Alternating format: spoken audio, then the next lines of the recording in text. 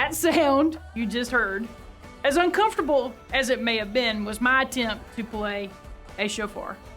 As many of you know, Piedmont Women's Center launched in January our Jericho Project, which is our Pray, Serve, Give initiative.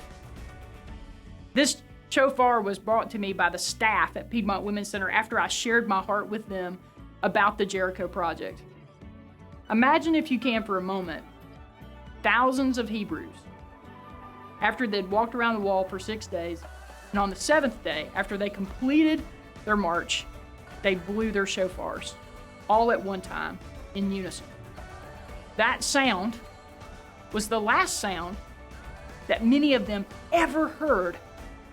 Now, those walls fell down not just because of the shofar, but they fell down because of the obedience that the Hebrews walked with.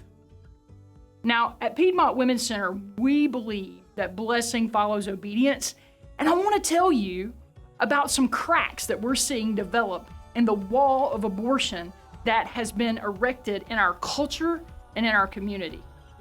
Piedmont Women's Center celebrated its 30th birthday on April 2nd, and over the last 30 years, Piedmont Women's Center has had the privilege to serve almost 90,000 women in our community. Isn't that unbelievable?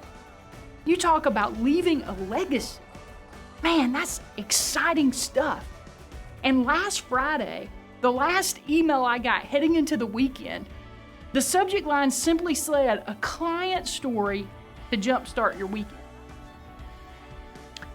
That email went on to talk about a woman who visited us last May. Before she walked in the door, she sat in her car crying, because in her mind, she had already made up her mind if she was 9 weeks pregnant or less, that she was going to take the abortion pill. But if she was over 9 weeks pregnant, she wasn't going to take the abortion pill. We were able to provide her a pre-pregnancy test and an ultrasound that day. And can I tell you how good God is? Like, we didn't know her plan. We didn't know that she had sat in the car and cried. We didn't know that her cutoff date was 9 weeks. And when we did that ultrasound, what we discovered is that her unborn child was 9 weeks and 1 day.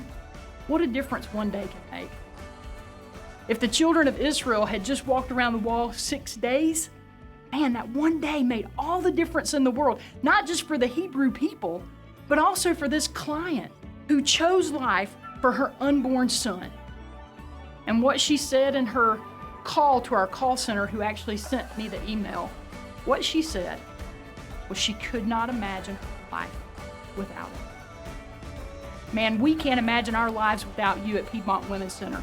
Thank you for joining us to pray to end abortion, to serve the most vulnerable, and to give so others can live. Let's keep cracking those walls of abortion in our community.